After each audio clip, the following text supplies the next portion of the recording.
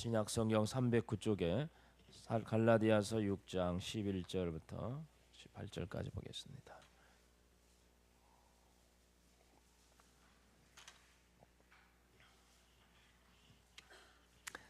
갈라디아서 6장 11절에서 18절입니다. 309쪽에 찾으셨으면 우리 같이 읽도록 하겠습니다. 내 손으로 너희에게 이렇게 큰 글자로 쓴 것을 보라. 무릇 육체의 모양을 내려 하는 자들이 억지로 너희에게 할례를 받게 함은 그들이 그리스도의 십자가로 말미암아 박해를 면하려 함뿐이라. 할례를 받은 그들이라도 스스로 율법은 지키지 아니하고 너희에게 할례를 받게 하려 하는 것은 그들이 너희의 육체로 자랑하려 함이라. 그러나 내게는 우리 주 예수 그리스도의 십자가 외에 결코 자랑할 것이 없으니 그리스도로 말미암아 세상이 나를 대하여 십자가에 못 박히고 내가 또한 세상에 대하여 그러하니라. 할례나 무할례자가 아무것도 아니로되 오직 새로 지으심을 받는 것만이 중요하니라. 무릇 이 규례를 행하는 자에게와 하나님의 이스라엘에게 평강과 긍휼이 있을지어다. 이후로는 누구든지 나를 괴롭게 하지 말라. 내가 내 몸에 예수의 흔적을 지니고 있노라. 형제들아, 우리 주 예수 그리스도의 은혜가 너희 심령에 있을지어다. 아멘.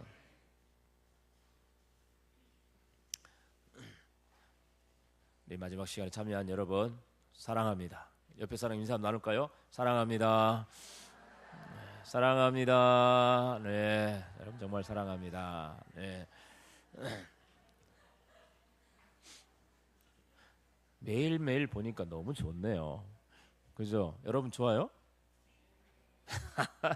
매일매일 보니까 너무 좋네요. 여러분 어떠세요? 앞으로 이 매일매일 모이는 이 집회를 많이 가져야 될 것 같아요. 네, 참 감사해요. 천국 같잖아요. 천국 같아. 예, 예. 정말 말씀이 있고 찬양이 있고 기도가 있는 이런 날을 매일매일 집에 안 가고 맨날 이렇게 살았으면 좋겠다라는 생각도 들고. 네, 천국의 삶이죠. 자, 오늘 우리가 복음 앞에 다시 서라는 주제로 우리가 복음 집회를 시작한 지 마지막 시간이 되었습니다. 첫째 시간부터 지금까지 어제까지 우리가 나눴던 말씀을 간단하게 정리해 보고자 합니다. 그래야 오늘 결론이 되어지기 때문입니다. 첫날에는 예수를 믿는다고 하지만 전혀 복음과 함께 살지 못하는, 복음과 상관없는 삶을 살고 있는 사람들, 사실은 진짜 믿는 게 아니죠. 그냥 종교인일 뿐입니다. 폼 잡고 교회만 가고 갔다 왔다, 나 기독교인이다 명함 내미는 거 그걸로 만족하는 사람이죠.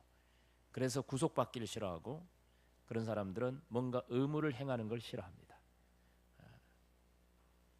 이렇게 매일 저녁 오라는 거 진짜 싫어합니다. 그런 사람들 귀찮아합니다.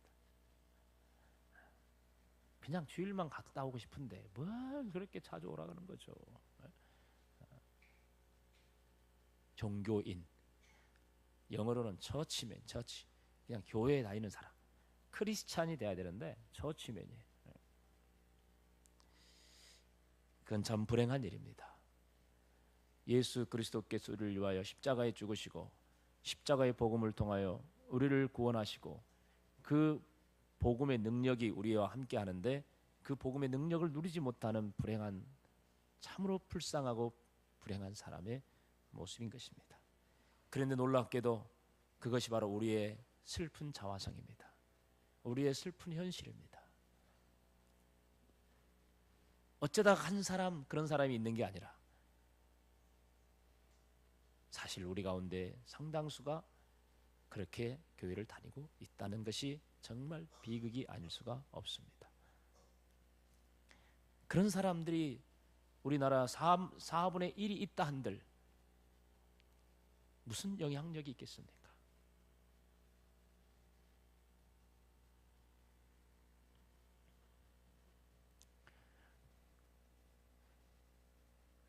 중국을 공산화시켰던 사람들, 모택동 뭐 이런 사람들 있잖아요. 그 사람들이 중국을 공산화시킬 때 홍위대원들을 데리고 했어요. 소수의 홍위대원들이 있어요. 근데 그 사람들이 완전히 목택동을 위해서 목숨을 바쳤던 사람들, 그런 사람들 소수가 저 큰 대륙을 공산화시켜버렸어요. 숫자가 많다고 힘 있는 게 아니고 오합지졸 아무리 많아도 쓸모없어요. 특공대원들 소수가 일을 내는 것입니다. 여러분은 오합지졸 되면 안 됩니다. 무늬만 그리스도인 되면 안 되고 정말 복음 앞에 서서 그 복음의 능력을 누리고 살아가는 사람들이 돼야 된다는 것입니다.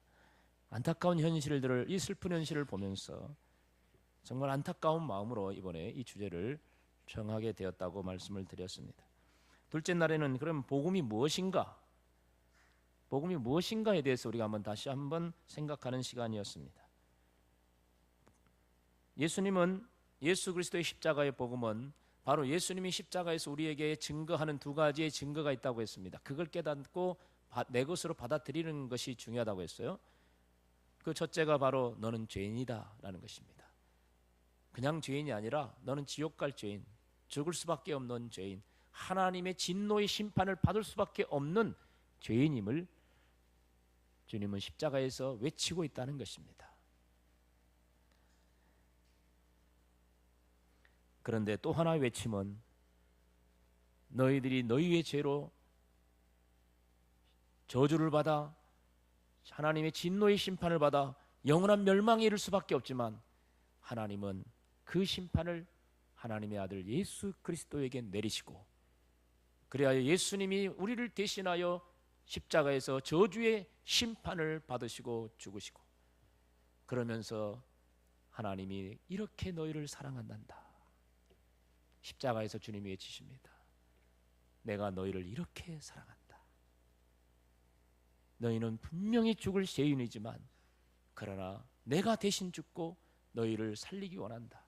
나는 그렇게 너희를 사랑한단다 라고 외치시는 그 복음입니다. 이 복음이 남의 일처럼 느껴지거나 이 복음이 단순히 성경의 지식으로 그쳐버린다면 아무런 역사도 내게 일어나지 않지만 2000년 전에 일어난 이 십자가의 사건이 바로 나를 위한 사건이고, 이 성경에 기록된 이 복음이 바로 나의 복음으로 믿어지고 받아들인 사람들, 그 사람들에게는 놀라운 능력이 나타나게 됩니다. 바로 이게 복음의 능력입니다. 그러면 그 복음의 능력이 뭘까요? 그거에 대해서 어제 우리가 함께 살펴봤습니다. 바로 이 복음의 능력은 우리에게 유일한 소망이 되는 능력이라고 했습니다. 소망이 되는 능력입니다. 십자가 없었으면 영원히 죽을 수밖에 없는 절망적인 삶을 살았던 사람들이 십자가 복음을 통하여 소망이 생겼어요. 죄의 사함을 받고 천국에 가는 구원의 소망을 누리게 되었습니다.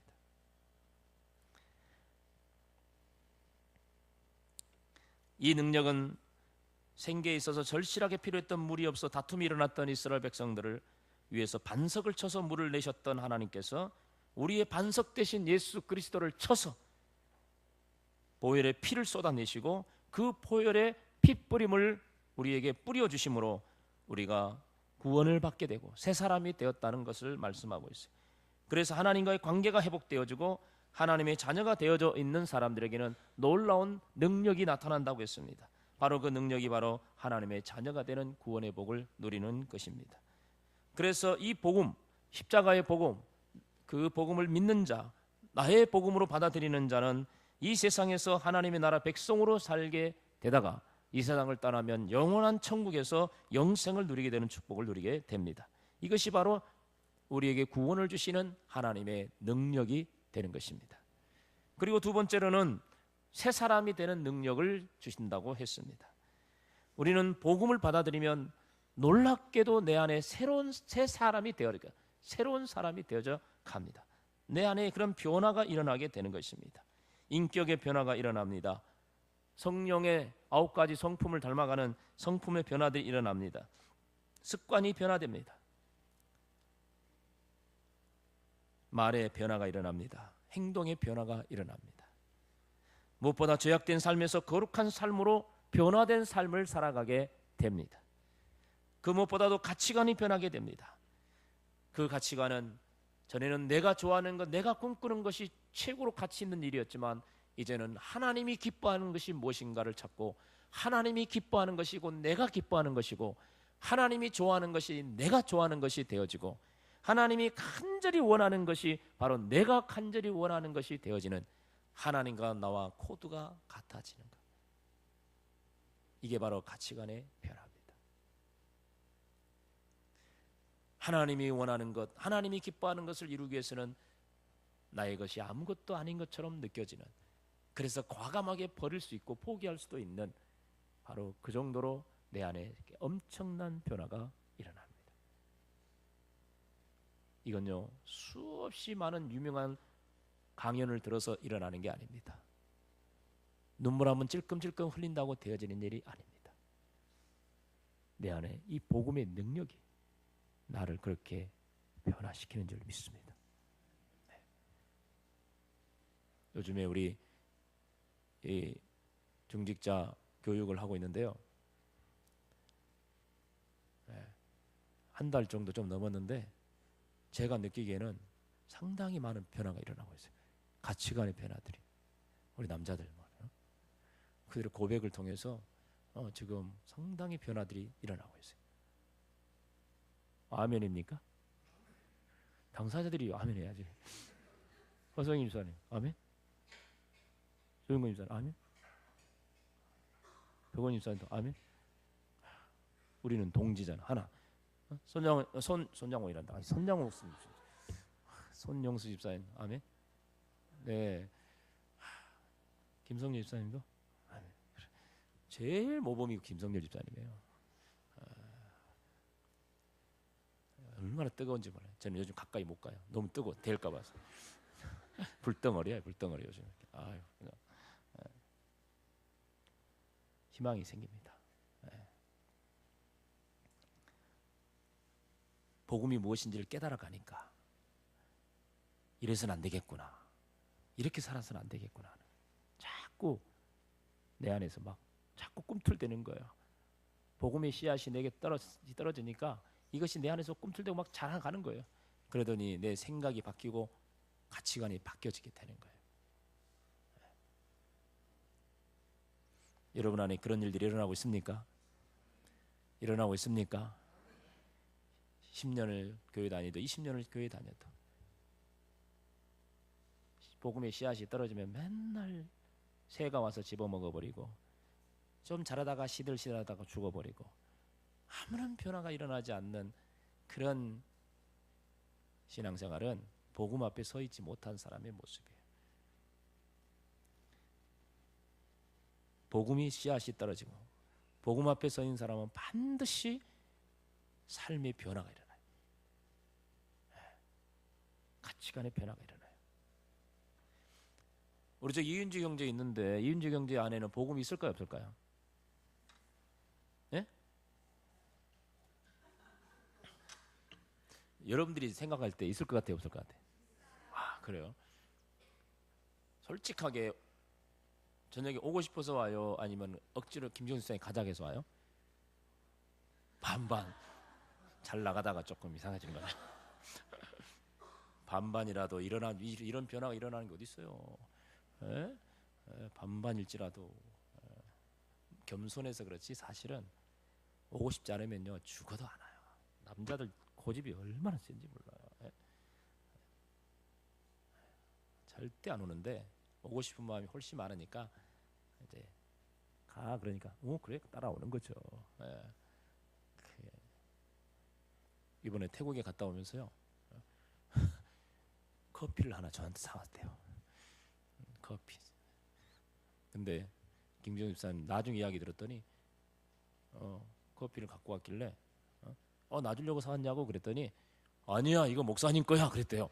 그러니까 우리 인지에서 나를 생각하면서 태국에서 특별히 산 거예요 그걸. 이은지 형제 마음속에 제가 있을까요, 없을까요? 있는 거예요. 그러니까 그런 생각이 들 거 아니에요. 여러분의 마음에 예수님도 계시죠. 목사도 있어야 돼요. 아멘. 예수님은 보이지 않는 하나님이시고 나는 보이는 하나님, 그러면 이상하고 어쨌든 정말 그런 마음이 있는 사람이 정말 뭔가 은혜를 받고 있는 사람 아니겠습니까? 이런 변화가 조금씩 어떤 사람은 또 강하게 나타나게 돼요. 이게 안 나타나는 것이 이상해요. 가짜야. 안 나타나면 가짜예요. 변화가 없으면 가짜. 변화가 있으면, 조금이라도 변화가 일어나고 있으면 아직은 미약하지만 그래도 그 안에 생명의 싹이, 복음의 씨앗이 있는 거예요. 그러니까 그걸 잘 키워주면 돼. 세 번째로는 세상을 이기는 능력을 얻게 된다고 했어요. 세상을 이기는 능력. 사실 우리가 예수를 믿고 살지만 예수 믿는 사람은 이 세상에서 모든 환난과 어떤 핍박으로부터, 어려움과 고통으로부터 다 비껴가는 삶을 사는 게 아닙니다. 빛 사이로 막가 아니에요. 비가 내리면 우리도 맞아야 돼요. 태풍이 치면 우리도 그 태풍을 다 받아야 돼요. 메르스가 막 돌아다녀도 우리들은 싹 피해 가는 게 아니라 우리에게도 메르스는 올 수 있어요. 이게 우리가 이 세상에 살고 있는 우리의 삶이에요. 그러나 우리에게는 무엇이 있다? 그 환난이 있고 어려움을 당한다 할지라도 세상 사람들은 절망하고 세상 사람들은 포기하고 그 환난이 닥치면 막 죽어버리고 막 이런 극단의 선택을 하지만 우리는 그런 환난을 당해도 웃을 수 있습니다. 여유가 있습니다. 평안을 누릴 수 있습니다. 왜요? 우리와 함께 계신 주님이 능력으로 그 어떤 환난도 극복해낼 수 있는 힘을 주시기 때문입니다. 예수님의 힘으로, 복음의 능력으로 우리는 그 어떤 어려움도 능히 이겨낼 수 있어요. 너희가 세상에서 환난을 당하나 담대하라. 내가 세상을 이기었나라. 이겼다. 주님이 이기셨어요. 그래서 우리도 이길 수 있는 줄 믿습니다. 그래서 복음의 능력을 누리는 사람들은 이 세상에서 사람들 앞에서 우리는 당당합니다. 세상 앞에서 조롱받는 자가 아니라 세상에서 당당하고 세상을 변화시키는 역사의 주역이 되어가는 것입니다. 무엇보다 하나님께서는 우리가 환난을 당한 그곳에 함께 계신다고 했어요. 우리가 환난을 당할 때 하나님은 나를 버리시는 게 아니라 그 자리에 나와 함께 계세요. 사드락 메삭 아벳느고가 풀무불 속에 집어 던져졌지만 주님은 그곳에, 그 풀무불 속에 오셨어요. 찾아오셨어요. 함께 뜨거움을 함께 그 속에서 함께 당하십니다. 나의 고난당하는 그 자리에, 내가 고통당하는 그 자리에, 내가 외로워 떠는 그 자리에, 내가 슬퍼하는 그 자리에, 내가 눈물 흘리고 있는 그 자리에 나 혼자가 아니라 주님은 그곳에 나와 함께 계십니다. 그래서 나를 위로해 주시고 힘내라 하시고 내 손을 붙잡아 일으켜 주시고 함께 가자 하시는 분이에요. 그래서 능력이 있는 거예요. 그래서 힘이 있는 거예요. 우리에게는. 그러므로 우리는 세상에서 아무리 어렵고 힘든 일을 당하더라도 그곳에서 나와 함께 계시는 주님의 능력으로 당당히 이 세상을 맞서고 당당히 이겨가야 할 줄 믿습니다. 더 이상 비굴한 그리스도인, 비겁한 그리스도인, 나약한 그리스도인, 조롱거리 그리스도인이 되지 말아야 합니다. 마지막 네 번째로는 절망을 소망으로 바꿀 수 있는 능력이 된다고 했습니다. 우리가 어떤 절망적인 상황에 처해진다 할지라도 그것을 소망으로 바꾸어주는 것이 바로 복음의 능력입니다. 완전히 바꿔주십니다. 그러므로 어떤 상황 속에서도 우리는 절망하지 말고 복음의 능력을 붙잡고 거기서 한 줄기 희망의 빛을 볼 줄 알고 바로 십자가 앞에 서서 이 죽음을 이겨내신 부활하신 주님, 죽음을 이겨내시고 부활하신 주님을 바라보고 나도 다시 이 절망에서 다시 살아나 생명을 얻게 된다는 이 소망, 부활의 소망을 가지고 우리가 어떤 절망에서도 이겨낼 수 있게 됩니다. 바로 이 복음의 능력이 다른 사람의 것이 아니고 바로 저와 여러분의 것인 줄 믿습니다. 그러니까 이것을 누리며 살아야 돼요. 누리며 살아야 돼요. 이제 오늘 우리는 마지막 시간에 복음 앞에 서 있는 자가, 이런 복음의 능력을 누리는 자가, 그러면 우리는 이제 우리의 인생을 어디를 향하여 달려가야 하는가라는 인생의 목적에 관한 이야기입니다. 우리가 이 세상을 살아가야 할 진정한 이유가 무엇인가에 대한 말씀인 것입니다. 우리는 복음으로 우리가 구원을 받고 복음으로 우리의 삶의 문제들이 해결되는 그런 축복을 누렸다면, 이제 우리는 이 복음을 위해 어떻게 살아야 하는가라는 이 부분에 답을 할 수 있어야 됩니다. 예수 그리스도께서 십자가를 통하여 나에게 이러한 능력을 주셔서 내가 이렇게 구원을 받고 내가 이 땅에서 하나님의 은혜를 누리고 이렇게 살아가고 있는데, 그러면 나는 그 십자가의 주님을 위하여, 복음을 위하여 나는 무엇을 어떻게 살아야 할 것인가?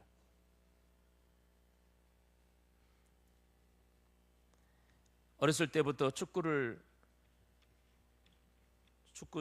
하는 아이들은 그들 나름대로의 목표가 있죠. 우리 때는 차범근 선수 같은 선수가 되고 싶다, 그런 꿈을 꿨어요. 요즘은 뭐 박지성 선수 같은 선수가 되고 싶다, 그런 꿈을 가지고 달려가지 않습니까? 뭐 피겨 스케이팅 하는 아이들은 뭐 김연아 같은 선수가 되고 싶다, 손현재 같은 선수가 되고 싶다, 이런 나름대로의 그 꿈을 가지고 목표를 가지고 열심히 훈련하고 있을 것입니다. 사람은 누구나 이렇게 목표가 있고 그 목표를 향해 달려가고 있습니다. 어쩌면 우리는 그런 목표를 가지고 살아야 함에도 불구하고 여기 있는 여러분들은 그렇게 인생에 대한 뚜렷한 목표가 없을지 모릅니다. 그저 소박하게 가정주부로서 가족 잘 챙기고 살림 잘하고 아이들 잘 키우고 남편 잘 돌보고 그저께 사는 거죠. 뭐 행복한 가정을 이루고 사는 거죠. 이렇게 생각할 수도 있습니다. 그것이 꿈일 수도 있습니다. 제가 생각할 때는 가정주부에게는 그것만큼 위대한 꿈도 없어요. 그것만큼 인생의 가장 큰 비전도 없어요. 그것만큼 가장 좋은 목적도 없어요. 그렇게 사셔야 돼요. 아내 입장에서, 여자 입장에서 내가 우리 가정을 행복한 가정으로 만들어가야 되겠다. 가정주부 입장에서는 그것만큼 소박하고 위대한 꿈도 없어요. 한 가정의 가장이라면 내가 어떻게든지 이 한 몸 백골이 분토되어 이 한 몸 죽어가도 그렇다 치고, 일단 갑자기 막 생각 나오니까 그러는데, 이 한 몸 그 정몽주 시죠, 맞나? 어쨌든 그렇게 한다 할지라도 그저 우리 가족, 내 자식들 어쨌든지 먹고 굶기지 않고 먹게 살려야 되겠다. 이거 한 남자 한 가정에 지키는 가장으로서의 그 한 소박한 꿈 아닙니까? 그런데 한 가정의 가장으로서의 그 꿈은 소박한 것 같지만 그만큼 위대한 꿈도 없어요. 그 가장으로서의 꿀 수 있는 최고의 꿈이죠. 최고의 목표일 수도 있어요. 그렇다면 저와 여러분은 한 사람의 그리스도인으로서 우리가 가져야 할 최고의 꿈은 뭘까요? 우리는 각자의 위치에서 신분에 따라서 자기가 하고자 하는 꿈이 있고 이루고자 하는 목적이 있는 것입니다. 그리고 그걸 위해서 그렇게 목숨 걸고 헌신하면서 그렇게 달려가고 있는 거 아닙니까?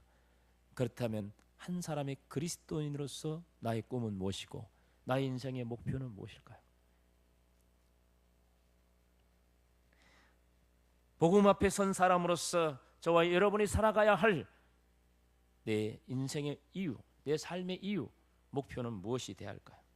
우리는 오늘 예수 그리스도의 십자가 앞에서 진심으로 고백할 수 있어야 됩니다. 나는 한 사람의 그리스도인으로서 나는 이 세상 살아갈 이유가 무엇인가? 진짜 예수 그리스도의 복음을 알고 그 복음의 능력을 누리고 사는 사람이라면 여기에 답을 할 수 있어야 됩니다. 답을 할 수 있어야 돼요.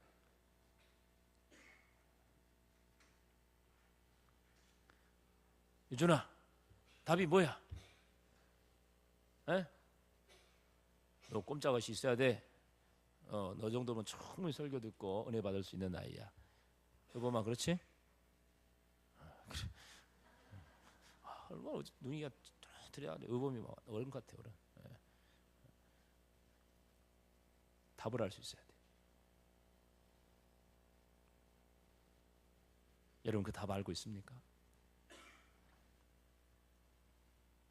오늘 본문 속에서는요, 그 답을 알고 있는 두 사람의 사도가 소개되고 있는데요. 한 사람은 그 답을 알고 그리고 그 답대로 살아가고 있고요. 또 한 사람의 사도는 그 답을 알면서도 그 앞에 다가오는 현실의 벽에 부딪혀서, 현실의 문제에 부딪혀서 그 답을 잃어버리거나 그 답대로 살지 못하고 있는 또 한 명을 보게 됩니다. 우리는 그리스도인으로서 이 세상을 살아갈 때 어떻게 살아야 하는지 그 답을 알고 있습니다. 그러나 그 답대로 살지 못하는 이유는 역시 수많은 어려운 현실들, 내 앞에 나를 가로막고 있는 많은 어려운 문제들이 있기 때문에 흔들리고 갈등하고 주저앉아 버리는 경우가 많이 있는 것입니다. 바로 그 한 사람 사도가 누구냐면 베드로 사도입니다. 베드로는요, 갈라디아서에 보면요, 앞에 내용도 쭉 보면 나오는데, 베드로는요, 이방인들과 함께 식사를 하고 있다가 누군가가 유대인이 온다, 유대인 그리스도인이 지금 방문하고 있다라는 소식을 듣고 이방인과 같이 한 상에서 밥을 먹다가 급히 그 자리를 피해 가버립니다. 밥을 안 먹은 척, 난 이방인하고 밥 안 먹었어, 나 밥 먹었다 하지 마, 피해 갔습니다. 그러니까 이방인들도 자기들도 이상하다, 베드로 사도가 왜 저럴까, 큰 문제 있나 봐. 그들도 왠지 마음에 이 상황 속에서 불안하고 문제가 좀 헷갈리기 시작했죠. 왜 그랬냐면 유대인의 율법에 의하면 이방인과 함께 음식을 먹는 그것에 대하여 금하고 있었기 때문입니다. 이방인들이라 하면 개처럼 여기고 상종도 하지 않았던 것이 유대인들 아닙니까?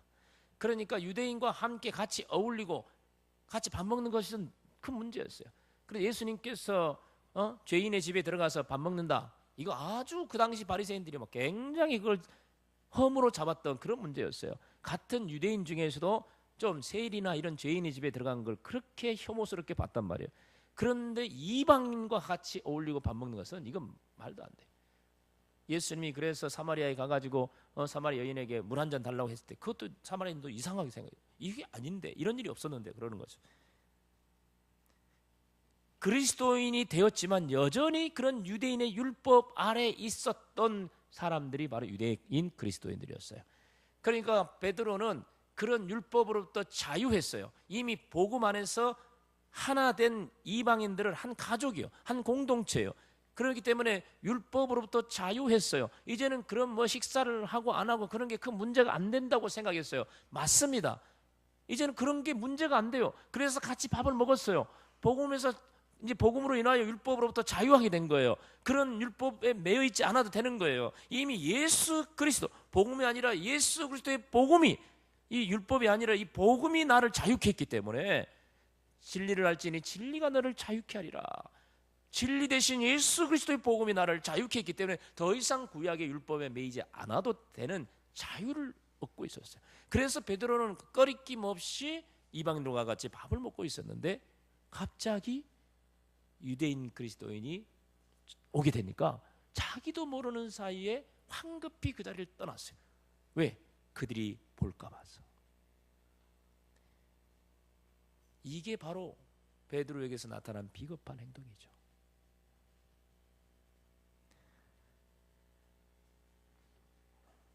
이 사실을 바울이 알고 베드로에 대해서 베드로를 아주 신랄하게 비판했다고, 책망했다는 이야기를 갈라디아서 지금 기록하고 있습니다.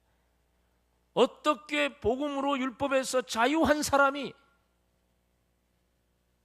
또다시 역지하여 율법에 매인 사람처럼 그렇게 비겁하게 행동하냐 이거예요. 그리스도인들은 이 세상에서 복음 안에 살아가는 사람들 아닙니까? 그런데 이 복음을 부끄러워하고 있는 사람들이 많다고 말해요. 복음이 자랑스럽지만 그러나 내가 살아가는 삶의 현실 속에서 내게 부딪히는 많은 여건들이 나로 하여금 복음을 당당하게 내세우지 못하게 하고 오히려 복음을 감추게 하고 부끄럽게 만들어요. 그런 이야기 하잖아요. 성경책 가지고 주일날 예배드리러 오다가 근데 성경책을 어디다 놓냐면 여기다 딱 밖에다 들고 오지 않고 여기다 옷 속에다 감춰갖고 온단 말이에요. 안 믿는 이웃집 친구가 어이 어디가? 그러니까 저기. 어디 가냐고? 저기.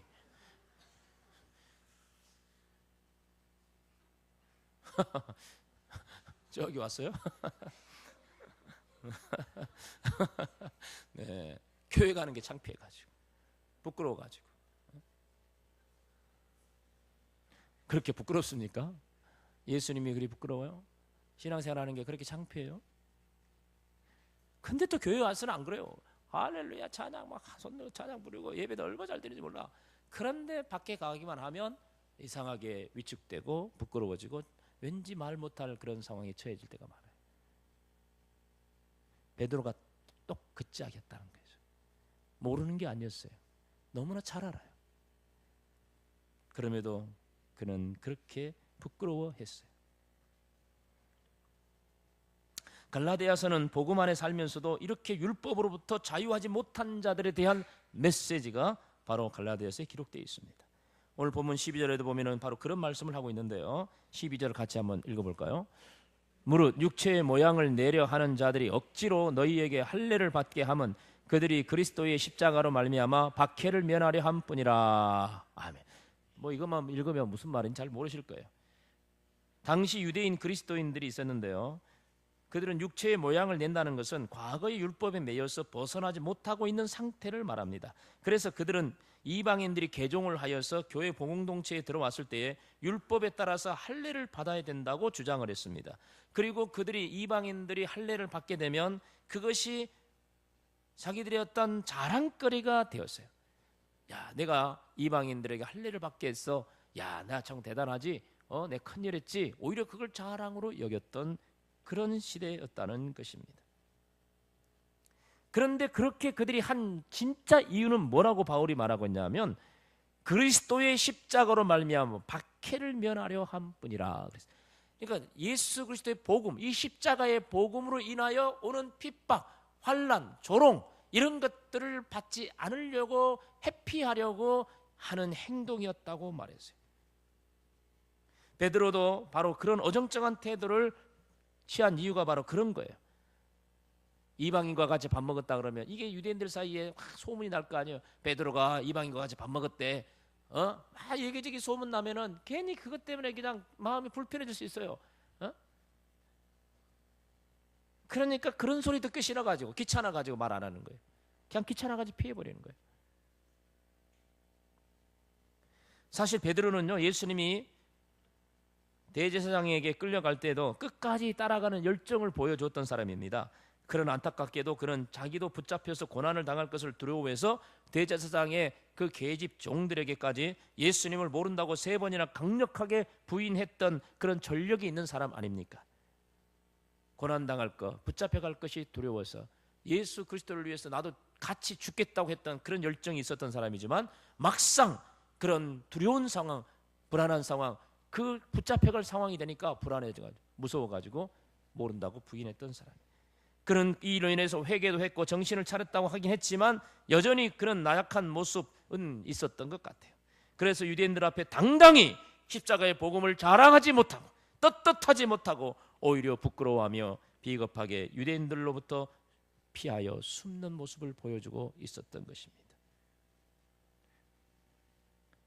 그러나 십자가의 복음을 깨닫는 자들은 과거의 율법으로부터 자유하여 십자가만 자랑해야 합니다. 우리가 복음을 깨닫기 이전에는 부끄러워해야 하지, 그 이전에 살았던 삶에 대해서 부끄러워해야 되지, 복음을 깨닫고 복음으로 구원받았던 이 사실을 부끄러워해서는 안 된다는 것입니다. 우리가 세상 앞에서 당당히 복음을 증거하는 자들이 되어야 되지, 세상 사람들 앞에서 복음을 살며시 감추는 비겁한 행위를 해서는 안 된다는 것입니다. 여러분들은 어떻습니까? 세상 앞에서 내가 그리스도인이라는 사실을 당당하게 자랑합니까? 상황에 따라서 말이 바뀝니까? 나의 목숨줄을 쥐고 있는 상관 앞에서는 왠지 내가 그리스도인이라는 사실을 살며시 감추고, 술자리 앞에서는 절대로 그런 말 하지 않고. 이유는 있어요. 여기서 내가 예수 믿는다 그러면 분위기가 깨진다는 거라. 뭐 이유는 있겠죠. 어떤 이유든지 간에 우리는 내가 예수 믿고 구원받았다는 이 복음의 아래에 있다는 사실을, 이것을 내가 부끄러워하거나 이것을 내가 감추거나 이것을 내가 부정하면 안 됩니다. 어디에서나 당당하게 내세워야 되고 자랑할 수 있어야 된다는 그 말씀이죠. 그래서 바울은 14절에 이렇게 고백합니다. 14절을 한번 같이 읽어봅시다. 바로 우리의 고백으로 고백해야 됩니다. 그러나 내게는 우리 주 예수 그리스도의 십자가 외에 결코 자랑할 것이 없으니 그리스도로 말미암아 세상이 나를 대하여 십자가에 못 박히고 내가 또한 세상을 대하여 그러하니라. 아멘. 내게는 우리 주 예수 그리스도 외에 자랑할 것이 없다. 그러면서 자신은 그리스도로 말미암아 세상이 자기에게 대하여 십자가에 못 박혀 버렸고 자기도 세상에 대하여 못 박아 버린 그런 존재가 되었다고 말합니다. 이게 무슨 말이냐면, 내가 복음 안에 예수 믿는 사람이 되고 나니까 세상이 나를 버렸대요. 세상도 나를 버리고 나도 세상을 버렸다. 지금 그 말이에요. 이 사실에 대해서 조금 더 아쉬워하거나 이 사실에 대해서 그가 조금도 좀 이런 것 때문에 위축되거나 그러지 않고 오히려 이 사실을 자랑스럽게 여기고 있다는 것입니다. 복음 앞에 당당히 선 자는 세상을 버려야 합니다. 그리고 세상도 그를 버려야 합니다. 그런 일에 있어서 미련을 가져도 안 됩니다. 부끄러워해서도 안 됩니다. 우리는 두 얼굴을 가진 그런 사람이 되어서는 안 된다는 것입니다. 세상에 가서는 불신자요, 교회에서는 그리스도인다운 이런 두 얼굴을 가지면 안 돼요. 어떤 핍박과 환난이 온다 할지라도 우리는 예수 그리스도의 십자가의 복음 앞에 부끄럽지 않는 자가 돼야 됩니다. 예수 그리스도를 만나고 복음 앞에 살아가는 사람들은 세상이 그들을 버립니다. 세상이 그들을 버려요. 여러분은 어떤지 모르겠어요. 남자분들 특별히 보면 뭐 술자리나 이런데 뭐 회식 자리 이렇게 많이 있잖아요. 근데 가면은 안 믿는 사람들이 막 술 마시면서 여러분에게 뭐라 합니까? 너는 빨리 가라. 네가 있으니까 야 술맛 떨어진다. 이런 말 합니까? 조영근 집사 혹시 그런 말 들으세요? 아니면 니도 한 잔 마셔라 막 이렇게 주든가. 너는 참 교회 다니다 가면서도 이런 자로 오면은야 그래도 술도 같이 마셔주고 장단도 맞춰주니까 너무 좋아. 너는 맨날 우리랑 같이 있어 이런 거야. 아니면 그런 술자리에 가면은 그냥 맨날 안 마시고 안주나 먹고 있는 거. 너 안주만 축내지 말고 빨리 가. 막 이렇게 그런 소리 듣느냐 이거예요. 세상이 나를 버립니까? 아니 여전히 그 사람들은 나를 좋아합니까? 너는 술자리에 꼭 있어야 될 사람이야. 네가 있으면 이제 술 맛이 나. 그러나요? 여러분 어때요? 술자리가 여러분을 버리고 있나요? 술자리가 여러분을 여전히 환영하고 있나요? 여러분이 진짜 복음 앞에 있는 사람이라면 술자리가 여러분을 애면해야 됩니다. 세상이 여러분을 버려야 돼요. 예수 믿는 사람은요, 세상 사람들은 점도 잘 보러 다니잖아요. 근데 예수 믿는 사람이 점 보러 가면요, 점기 안 나온다고 제발 가달라 그래. 점쟁이도 우리를 버려야 됩니다. 아멘. 점쟁이 하는 말 우리는요, 권사님도 많이 오고요, 장로님도 많이 오고, 우리 점집에요 단골이에요. 아주 주요 고객이래요. 점괘가 안 나올 그런 게 아니라 아주 고객이야, 고객. 이거 완전 복음 앞에 있는 사람들은 아니에요. 직분만 권사하지 뭐 아무것도 아니에요. 그런 사람들은 맨날 자식 시집 보내고 올 때 태기를 하고 날 잡고 그런 사람이에요. 누구 사귄다 그러면은 야 생일 좀 알아와라. 뭐 하려고? 생일 선물 사려고요? 그럼 날짜까지 말하면 될 거 아니에요. 음력으로 알아와라. 맨날 며칠까지만 물어봐도 괜찮아. 뭐 물어봐도 몇 시? 거기까지 알아보면 그 알아봐야 돼. 제발 여러분 그러지 마세요. 에? 점쟁이가 환영하는 사람 되지 말란 말이에요. 에? 세상 사람들은 점쟁이들이 얼마나 환영하는지 몰라. 우리들은 제발 오지 말라고 해야 돼. 당신이 오면 내가 우리 집 망한다고. 에?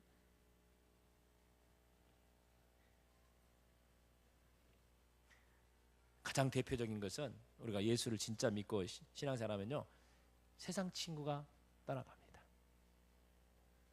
세상 친구가. 친구들이 나를 외면합니다.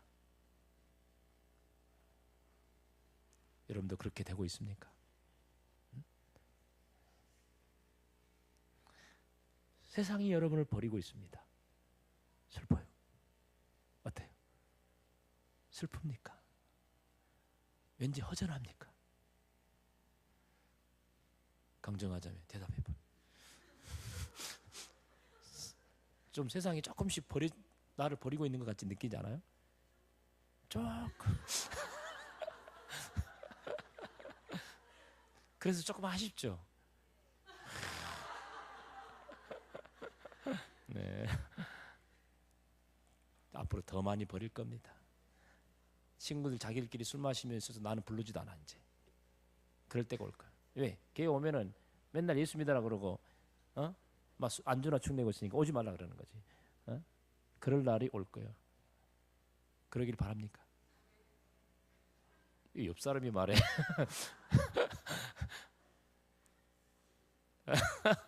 네, 그리 될 줄 믿습니다. 네, 세상이 나를 버립니다. 그런데 슬프지 않습니다. 오히려 그게 자랑스러워. 야, 내가 이제 예수쟁이 됐구나. 나에게서 예수의 향기가 팍팍 풍기니까 사람들이 세상 사람들이 나를 가까이 하잖아. 재미없다 그래야지. 따분하다 그래. 그러면서 친구 하나씩 떨어져 나가. 그럴 때 붙잡지 마세요. 그냥 기뻐하세요. 아, 내가 이제 예수쟁이 돼가는구나. 자랑스럽게 여기세요. 네?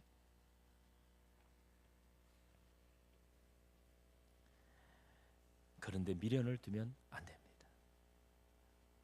나를 찾지도 않은 친구를 내가 부지런히 찾고 전화하고 막 그렇게 할 이유는 딱 하나 이유밖에 없어요. 뭐예요? 그렇지. 그 영혼이 불쌍해서 특히 그 사람도 내 교회에 나같이 예수 믿게 만들기 위해서 내가 그러는 거지. 아쉬워가지고 나도 그게 가고 싶은데 끼고 싶은데 이런 마음으로 그렇게 하면 안 돼. 세상 친구 여러분 대모임 이런 거 별로 좋은 거 아니에요. 좋은 거 아니에요. 안 믿을 때 개 드러날 때 있잖아요. 안 믿을 때 세상 교회 안 나올 때 안 믿는 친구들하고 이렇게 개 모임 해놓은 거 있잖아요. 돈도 많이 넣어놨죠. 예수 믿고 교회 다니면서 어떻게 해야 될까요?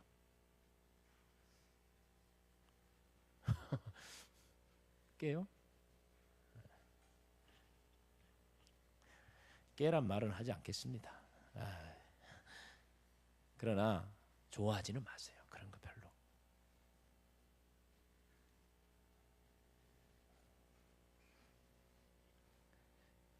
그런 사람 5년 예수 믿고 나서도 5년 10년 돼도 한 명도 전도 못해.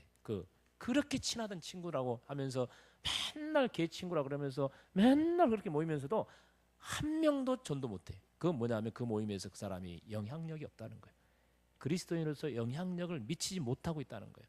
그렇다면 끊으세요. 끊어버려야 돼.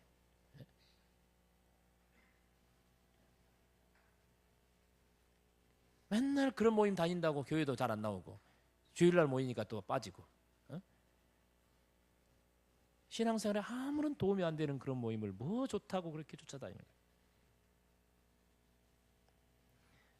세상이 여러분을 버리듯이 여러분도 세상을 버려야 돼요. 예? 과감하게. 내 신앙생활에 조금이라도 걸림이 되는 것이 있다면 과감하게 버리란 말이에요. 끊으란 말이에요. 이런 결단이 필요해요.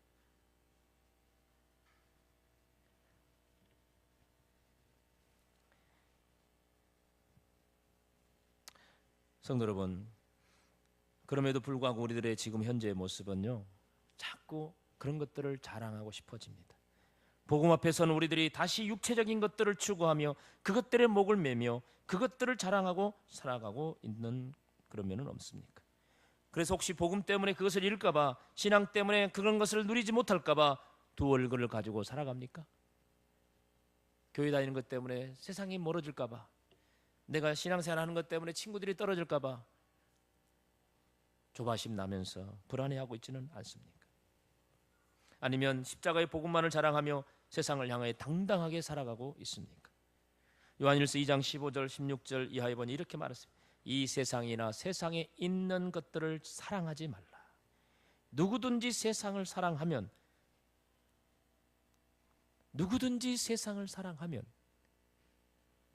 그 다음 말이 참 무섭습니다. 아버지의 사랑이 그 안에 있지 아니하니. 내가 세상을 사랑하면 내 안에 아버지의 사랑은 있지 않답니다.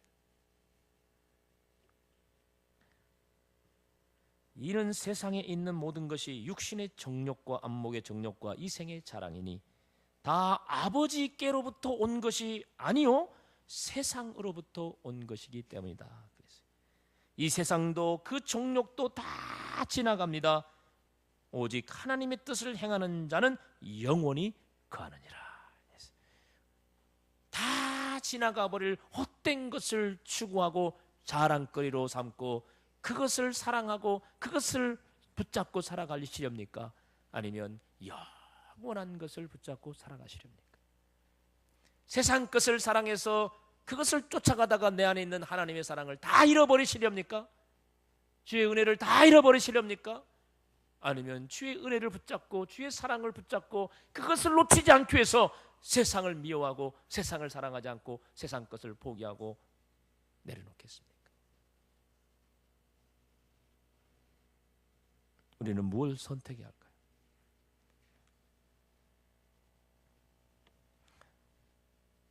예수 그리스도는 우리를 위해 십자가에 죽으셨습니다.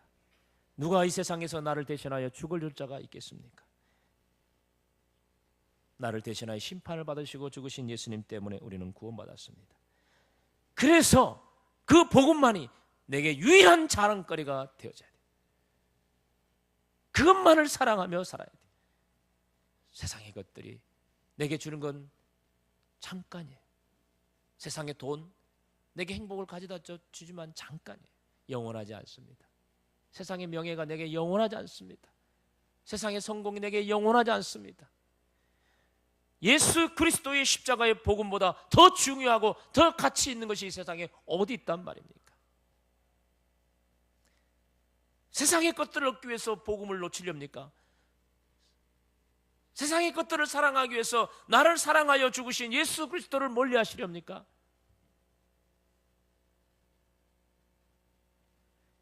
그러면 안 됩니다. 십자가를 자랑하십시오. 자랑스럽게 여기십시오. 누구 앞에서도, 어떤 사람들 앞에서도, 어떤 환경 속에서도, 어떤 상황에서도 당당하게 예수 그리스도의 십자가의 복음을 자랑하시기를 바랍니다. 그게 복음 앞에 서 있는 사람의 이 세상을 사랑하는 삶의 이유예요. 그러면 십자가를 자랑한다는 건 도대체 구체적으로 뭘까요? 십자가를 자랑한다는 것은 십자가를 지고 살아가는 사람이라는 뜻입니다. 즉 입술로만 자랑하고 입술로만 십자가를 자랑하고 입술로만 예수를 자랑하고 입술로만 복음을 자랑하는 것이 아니라 진짜 내가 십자가를 자랑한다면, 내가 정말 십자가를 자랑한다면 십자가를 지고 가는 사람이에요. 예수를 진짜 자랑하는 사람은 예수님과 함께 살아가는 사람이에요. 복음을 진짜 사랑하는 사람은 그 복음과 함께 살아가는 사람이에요. 여러분, 우리 한빛교회가 자랑스럽습니까? 졸립니까? 여러분, 한빛교회가 자랑스럽습니까? 예. 여러분 나가서 한빛교회, 우리 교회 자랑하고 다닙니까?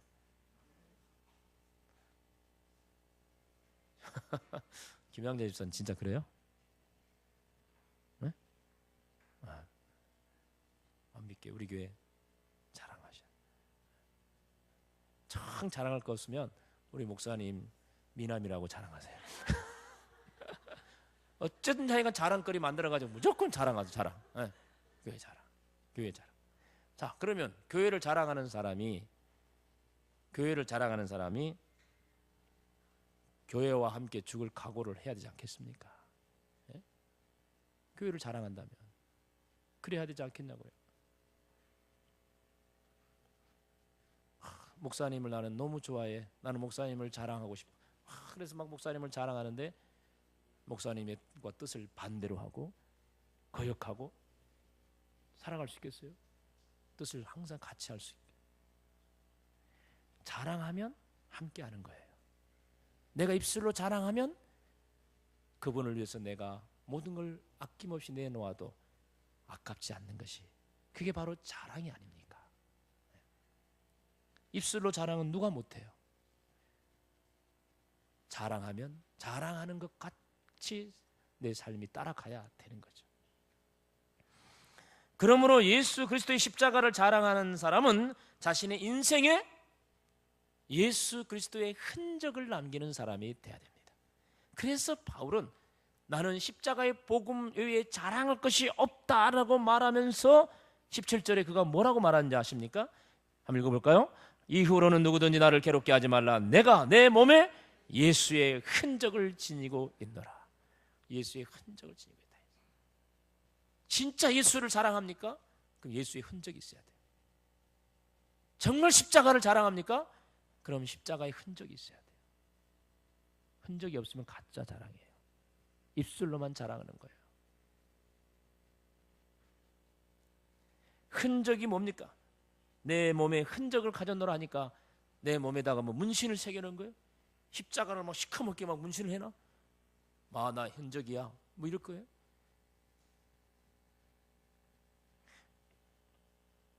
흔적은 예수 그리스도를 위해 내 몸을 드리는 겁니다. 내 몸에 예수의 흔적을 가져놓으라. 내 자신의 몸을 예수 그리스도를 위해 드리는 거예요.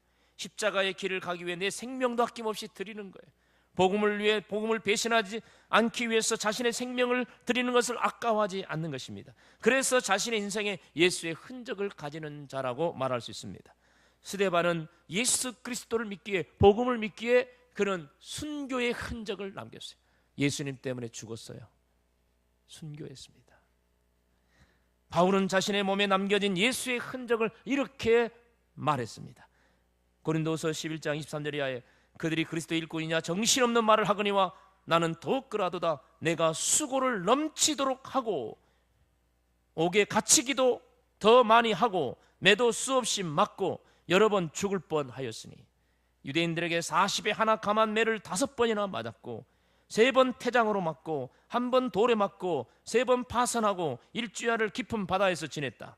여러 번 여행하면서 강의 위험과 강도의 위험과 동족의 위험과 이방인의 위험과 신의 위험과 광야의 위험과 바다의 위험과 거짓 형제 중의 위험을 당하고 또 수고하고 애쓰고 여러 번 자지 못하고 줄이며 목마르고 여러 번 굶고 춥고 헐벗었노라.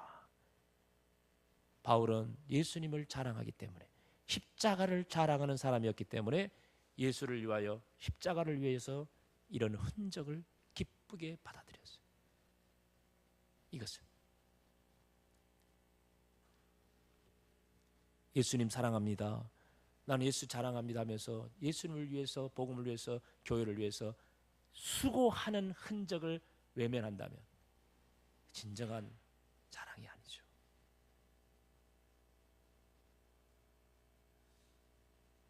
수고하고 애쓰는 삶, 우리는 그것만이라도 잘했으면 좋겠습니다. 여러 번 자지 못하고 굶주리고 목마르고 여러 번 굶고 춥고 헐벗었다.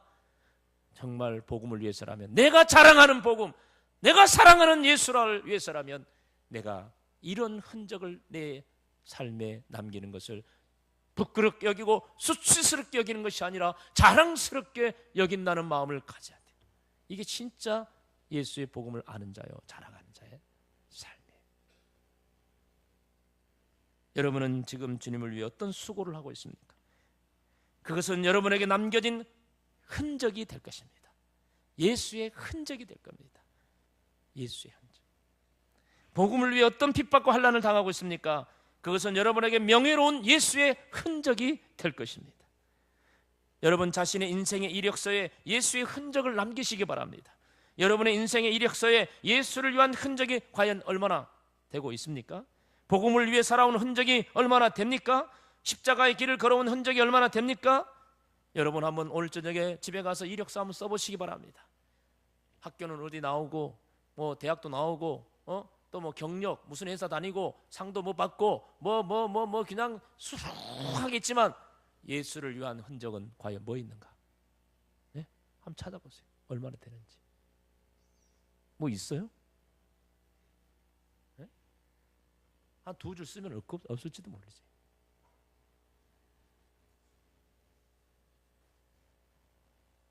십자가를 위해, 복음을 위해 여러분의 인생 가운데 남겨진 희생의 흔적들, 헌신의 흔적들이 과연 얼마나 됩니까?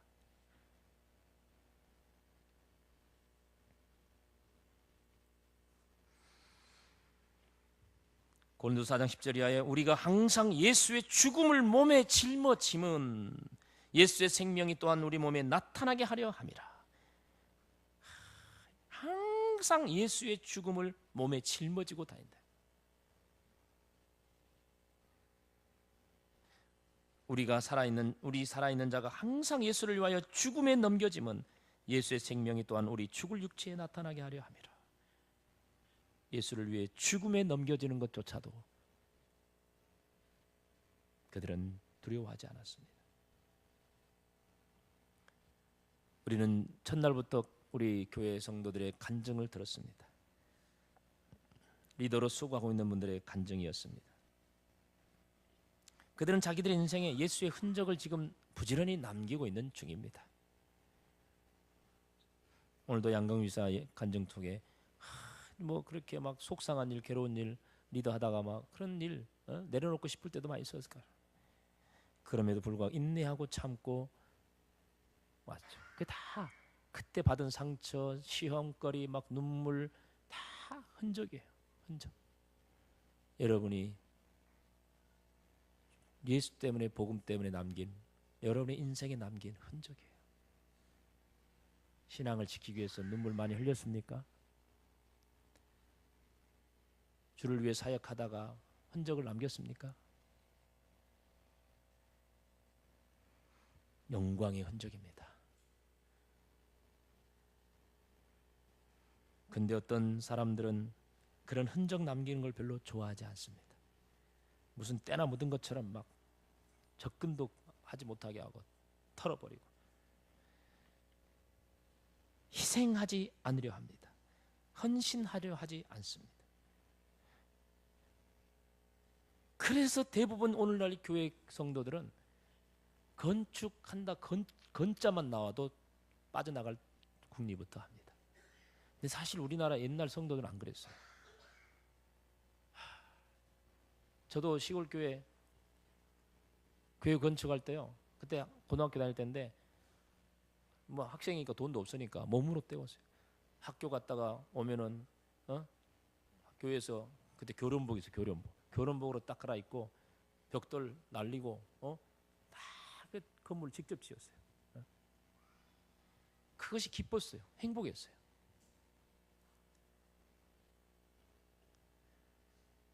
교회를 위해, 주님을 위해 희생하고 헌신하는 것이 내 인생의 이력서에 남아있는 거예요. 주님 앞에 가면은 주님이 다 하실 것입니다. 흘렸던 눈물을 닦아주실 것이고 흘렸던 땀을 다 닦아주실 것이고 상처난 곳을 만져주실 것이고 손해봤던 것 채워주실 것이고 하나님 우리에게 이 세상에서 맛볼 수 없는 상을 주시고 위로해 주시고 하나님이 우리를 하늘의 별처럼 세워주실 거예요.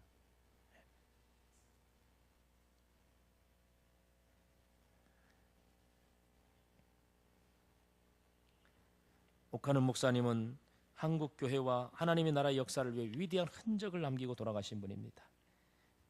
그분이 남긴 흔적은 서울의 사랑의 교회와 또 평신도를 깨우는 제자훈련 사역이라고 말할 수 있습니다.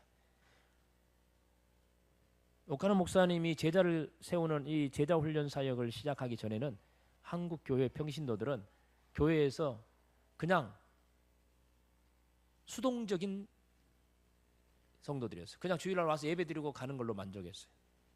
모든 일은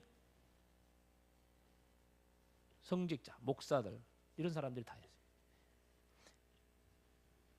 그래서 평신도를 깨운다라는 주제를 가지고 평신도를 제자 훈련해서 그들을 교회 리더로 평신도 지도자로 세우기 시작했습니다. 그래서 한국 교회가 평신도 지도자들이 세워지게 되고 그들에 의해서 교회가 든든히 건강하게 세워지게 됐습니다. 정말 엄청난 한국교회 엄청난 변화를 가져오게 되었죠. 그러나 그분에게는 그런 엄청난 교회 개혁과 교회 사역을 위하여 그런 열매를 맺기 위하여 본인은 많은 걸 희생해야만 했습니다. 너무나 제자훈련 사역에 집중하다 보니까 나중에 폐결핵이 걸렸어요. 그래서 완전히 죽을 위기까지 처하게 되는데 정말 하나님의 은혜로 다시 살아났죠. 결국은 80도 안 돼서 75세인가 뭐 그때쯤 결국 폐가 또 안 좋아서 돌아가시긴 했습니다. 가장 큰 희생은 가정의 희생이었습니다.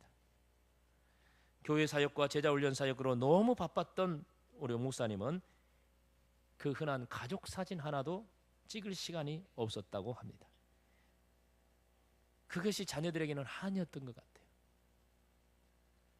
옥 목사님 장례식 때 마지막 무덤에 관을 내리고 화관 예배를 드리고 나서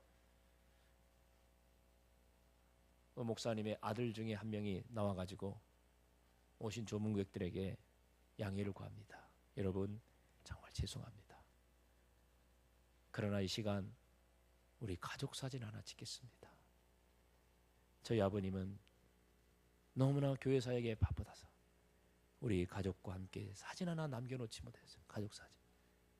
이 시간 영정 사진이라도 들고 우리가 가족 사진 하나 찍겠습니다.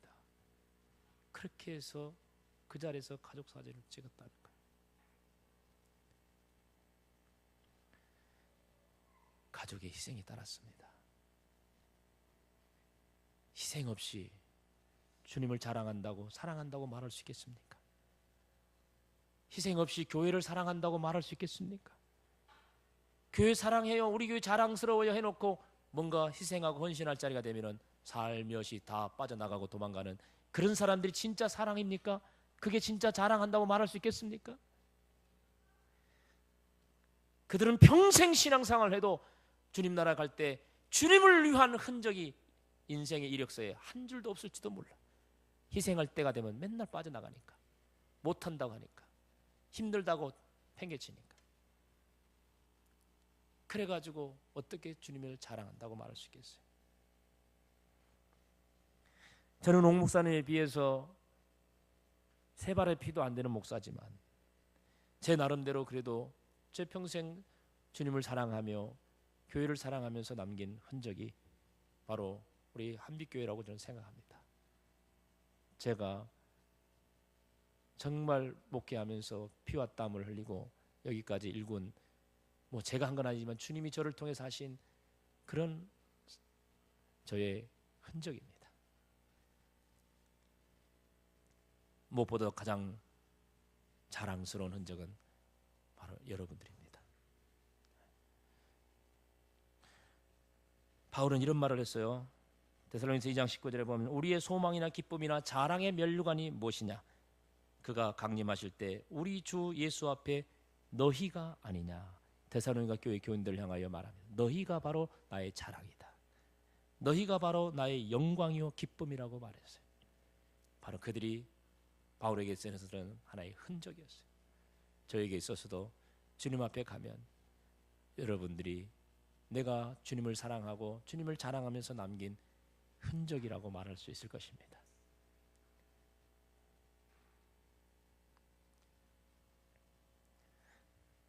성도 여러분, 여러분들도 한빛교회에 흔적을 남길 수 있기를 바랍니다. 여러분의 발자취를 남겨주십시오. 예수 그리스도의 십자가를 지고 가는 발자취를 남겨주십시오. 어떤 희생이 따르더라도 결코 피하지 마십시오. 피 묻은 십자가를 지고 내 소유도 내 목숨도 부인하면서 오직 한 길, 십자가의 길을 가시기를 바랍니다. 세상이 여러분을 버려도 오히려 그걸 자랑스럽게 여기십시오. 아니, 여러분이 적극적으로 세상을 버리십시오. 여러분이 세상에 나가고 그들과 함께할 이유는 딱 하나, 그들을 구원하기 위한 것뿐이요. 그들이 좋아서 그들과 함께하고 싶어서 미련이 남아서 우리가 따라가면 안 되는 것입니다. 오직 예수 그리스도만 자랑하는, 예수 그리스도만을 위해 내 목숨도 기꺼이 드릴 수 있는 그런 흔적을 남기는 우리의 삶이 되어야 될 줄 믿습니다. 마지막으로 이 시간 영상을 하나 보겠는데, 이 영상을 보고 마칠 것입니다. 이 영상을 보고 여러분이 깊이 깨닫는 것이 무엇인지를 한번 돌아보시고 함께 기도했으면 좋겠습니다.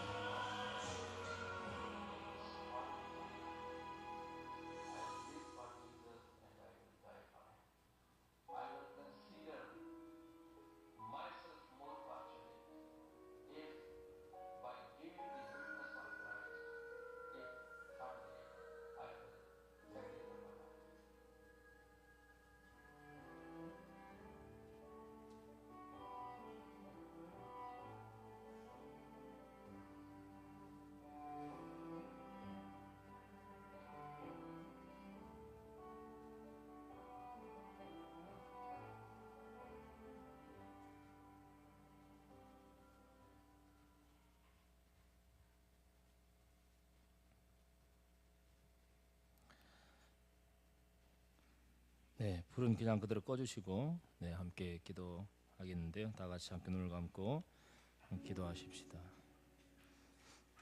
방금 영상으로 본 순교자 파티마 한 소녀입니다. 오빠에게 잔인하게 살해를 당했습니다. 그 이유는 예수를 믿는다는 것 때문이었습니다.